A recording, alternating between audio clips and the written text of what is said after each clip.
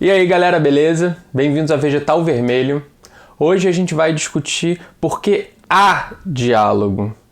Ai meu Deus, Carlos, você vai embaralhar tudo. Há uns 2 dias atrás você falou que não há diálogo. Agora você vai falar que há diálogo?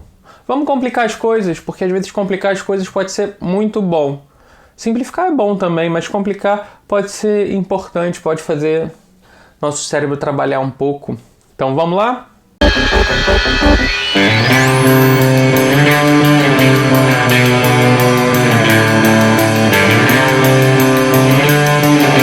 Quando eu disse não há diálogo, eu estava problematizando essa ideia de um terceiro termo, que é a passagem de um emissor para um receptor, né, que pode ser também pensado em termos da tradução de uma língua para uma outra língua, uma língua de partida e uma língua de chegada. Tem diversos temas que a gente pode abordar para falar sobre isso, e que na medida em que não existe esse terceiro termo que dá garantia e estabilidade para o diálogo, não existe essa passagem límpida, transparente desse sentido. E todas essas metáforas, inclusive do sentido transparente que é passado de um para o outro, ela é toda um bestiário racista, né?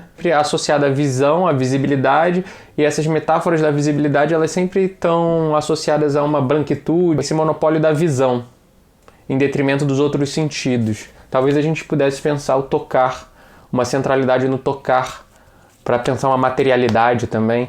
Isso pode ser importante, porque ressignificar todo esse conjunto, esse bestiário de sentidos que organiza o nosso vocabulário, é importante para transformar a nossa própria visão de mundo.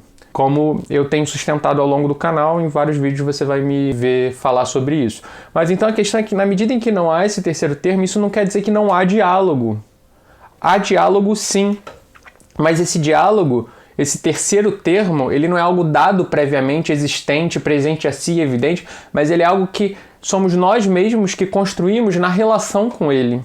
É uma construção coletiva e historicamente determinada.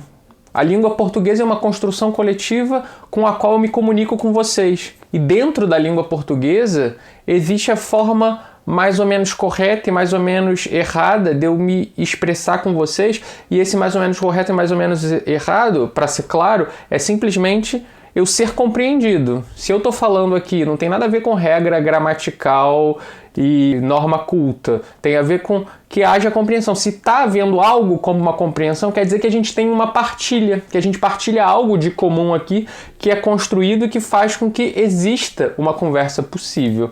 Se a gente leva isso para a política, e a gente pode pensar, como eu dei no exemplo no vídeo passado, que cada visão de mundo, então, é uma construção radical. Então, cada língua é uma visão de mundo e é uma construção radical disso que seria o terceiro termo. E que, eventualmente, existem construções que são contraditórias e que não tem acordo possível. Se você for tentar convencer alguém, um índio, de que Belo Monte vai ser bom, porque vai produzir eletricidade, isso não vai fazer o menor sentido. Como eu falei no último vídeo, isso não vai fazer o menor sentido. Não tem sentido. Porque não tem sentido, porque esse sentido não existe, não opera no interior do vocabulário de certos povos. Eles estão operando com outro conceito de natureza, com outra relação com o mundo que modifica tudo. Modifica tudo. Mas, entre eles conversam, eles dialogam. E a grande questão que eu acho que a gente pode trazer aqui, que é essa ideia de que não há terceiro termo, de que não há um sentido límpido e transparente, mas que o próprio sentido é construído na relação.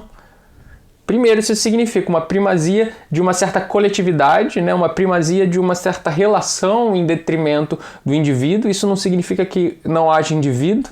Eu posso fazer um vídeo só sobre a questão do indivíduo. De toda forma, no vídeo Desmatamento é culpa de quem come carne, eu discuto um pouco essa questão. Mas eu posso fazer um vídeo mais do que sobre o indivíduo, sobre a questão da singularidade. Como se constrói a singularidade no interior disso, mas eu vou deixar isso como um parêntese, mais para frente a gente discute pontualmente. O sentido ele é construído e o que isso implica? Isso implica que a construção da qual a gente faz parte, a gente está dentro, ela pode ser transformada, a gente pode modificar. A gente olha para o capitalismo e a gente olha para o nosso mundo e a gente se sente enclausurado, a gente está preso, a gente está confinado aqui agora e a gente se sente preso, enclausurado e ai meu Deus, o que eu vou fazer? Não tem como superar o capitalismo, eu não consigo, eu tenho que trabalhar, o que eu vou fazer, o que eu vou fazer? E a gente se sente preso.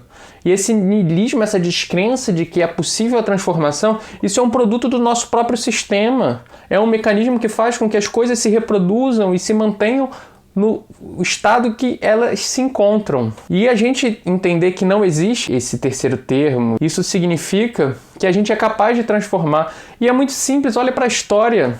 O capitalismo é muito recente na história da humanidade, é um grão de areia na história da humanidade. E todos os sistemas políticos, econômicos que existiram, tudo que começou chegou ao fim. Inclusive as condições de subsistência da humanidade enquanto espécie está sendo destruída de alguma forma, o antropoceno, né? É óbvio que essa estrutura econômica ela vai acabar. A questão é como, para onde ela vai? A gente pode tomar as rédeas disso e transformar. A gente pode construir um sentido comum com outras pessoas que não passe por esse sentido do senso comum que está dado agora. A gente pode construir outro comum, porque esse comum, esse sentido, esse terceiro termo, ele não é imutável, ele não é dado, ele não é presente a si. Essa é a questão central. E na medida em que a gente pode construir esse sentido, o diálogo é possível. Há diálogo, há diálogo. E agora eu vou terminar com uma provocação. Tem um livro, um pequeno texto que é muito bom, vou botar a referência aqui, que se chama Bartleby, o Escrivão.